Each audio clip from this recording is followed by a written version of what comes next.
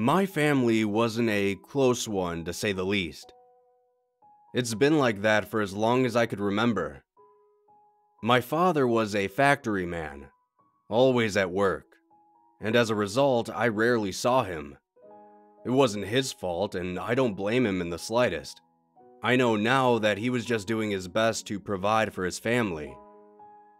My mother worked as well, albeit not as much as my dad. She was a cosmetologist, and she worked the morning shift during the week.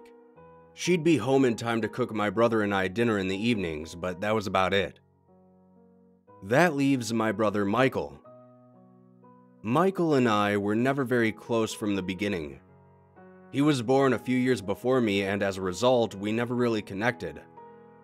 Michael always seemed to have other interests. While I was playing with Legos and action figures, he'd be watching sports in the living room. Whenever I'd ask him if he wanted to play, he'd just brush me off. Then, as I grew older, I began to watch more TV while he was off chasing girls. It always seemed like I was 2 steps behind my older brother. I'd often ask him if he wanted to hang out, but not many older brothers want to hang out with their siblings. We grew more and more distant over time. He graduated and went off to college while I had just started high school. By the time I was finished, he had already gotten his bachelor's degree and had moved himself into an apartment. Over time, we saw less and less of each other. Our parents got a divorce before I went off to college, and that made an even larger rift between our family. Though by that point, I was already focusing more on my own life rather than Michael's. During my time at college, I met the most amazing girl in the world. We started dating, and shortly after college, we both moved in together. The last time I saw my brother was when our father passed away. He had been ill for some time, and his condition was slowly deteriorating. He inevitably succumbed to the illness, and we all gathered at his funeral. The funeral itself was very nice, albeit very short. My father wasn't the type of man for thrills or extravagant displays. We all gathered, said our goodbyes, and they lowered him into the ground. My mother, brother, and I all gathered together for a family dinner to remember our father. I'm not sure who started the fight first, but my brother and I both butted heads. Our stubbornness turned into anger, which turned into rage, and we ended up shouting at each other in the driveway of our house. My mother tried her best to calm us down, but Michael ended up just hopping into his truck and driving home.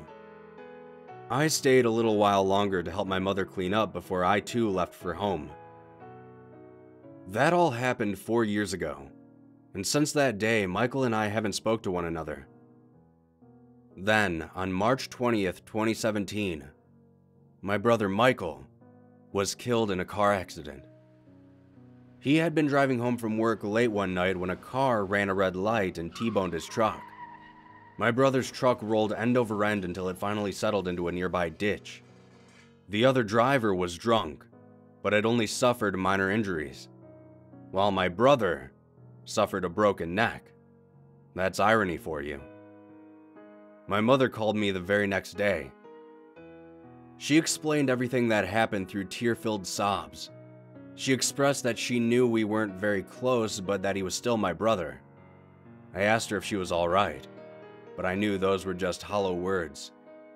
I asked her if arrangements had been made for the funeral. She said that she was handling it.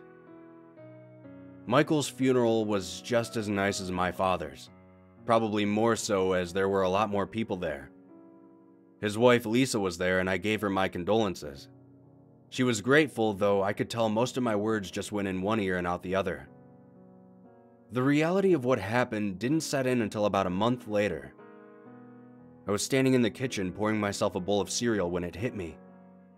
I dropped the milk in mid-pour, and my girlfriend came out to see what was wrong.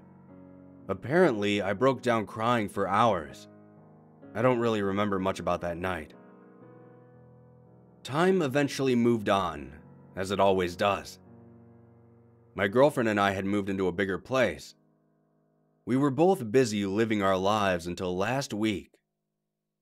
While I was at work, my phone buzzed in my pocket. I pulled it out, thinking that my girlfriend had forgotten to tell me something. When I glanced down at the tiny screen, I couldn't believe my eyes. I had one new text from Michael. I quickly opened my phone and looked at the message. All the message said was, "Hello." At first, I was surprised, but then I realized that it might have just been his wife texting me, though I'm not sure why she wouldn't use her own phone. I wrote back, "Who is this?" but I didn't receive a reply. Well, at least not right away. I decided to give my brother's wife a call just to be sure, and when she answered, I asked her if she had texted me on Michael's phone. She told me she hadn't. Actually, she told me that his phone had been disconnected. I told her that somebody had texted me using that number, but she said she had no idea who it could be. I went home that night and told my girlfriend all about it. I even showed her the text I had received. She was just as surprised as I was, but she told me not to worry. That maybe someone had gotten Michael's number and somehow got access to his contacts. It sounded somewhat plausible with how far technology and data storing had become. When I woke up the next morning, I looked at my phone. I had another new text. The text was a reply to my previous question of who was texting me. It just said, "Michael." I was stunned, but only momentarily. That was soon replaced by anger.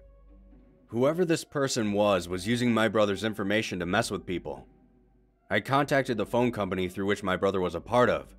After expressing my concerns, they finally told me that his number hadn't been assigned to anyone else yet. I returned a half-hearted thanks and hung up the phone. I opened my text messages once again. I just stared at the screen for a moment before writing, "I don't know who this is, but please stop messing around on my phone." I thought that would be the end of it, that I wouldn't have to worry about it anymore. While I was at work a few hours later, my phone buzzed once again. By this point, I was beyond pissed. I ripped the phone out of my pocket and looked at it. The new message said, "I miss you, David." This was seriously messed up. Whoever it was knew about my family and was taking sick pleasure in messing with me. Instead of texting back, I called the number, though when I tried, I was only met with a constant busy signal. I looked down at my phone and decided to type, "All right, if you are Michael, what's your favorite sports team?" My brother was always a fan of sports, but he absolutely loved baseball. His favorite team? The Chicago White Sox. Growing up, he would always be watching them play on TV. I waited for a reply for the remainder of my shift at work, but I didn't receive anything. I wasn't sure what to make of this whole situation, so I just tried my best not to think about it. Then, the next day, my phone had a new message waiting for me. I smirked, wondering what the message would say this time. My hands began shaking as I stared at it. "White Sox" was all the new text said. I was at a loss for words. I felt my eyes begin to well up as I wrote back, "Michael? How is this possible?" A few hours passed before I received a reply. "I'm so sorry about our fight, David. Tell Lisa and Mom I love them both." I replied with, "I will." Then I thought for a moment before asking, "Are you all right? Where are you?" I didn't receive a response for the next 2 days. I started to think that that was the end of his messages, that he wanted me to know that he was sorry. Then, 2 days ago, I received a new text from my brother. The message said, "It's dark here." Reading this message made me nervous for some reason. I didn't know what to do or how to help him. I was just about to write back when a new message appeared. This one sent a shiver down my spine. His last text said, "I'm not alone." I wrote back numerous times after that, but it's been 2 days and I haven't received any replies since. I don't know where my brother is or what is happening to him. I'm not even sure how this whole thing is possible. Even though he's gone, I'm happy that he somehow found a way to let me know how sorry he was. Even though I was the one that had started the fight that night. I wish I could have had more time with him, you know? I wish we weren't as distant as we were. I wish I could have told him how much he meant to everyone around him. But, more importantly, I wish I could stop thinking about his last 2 ominous text messages.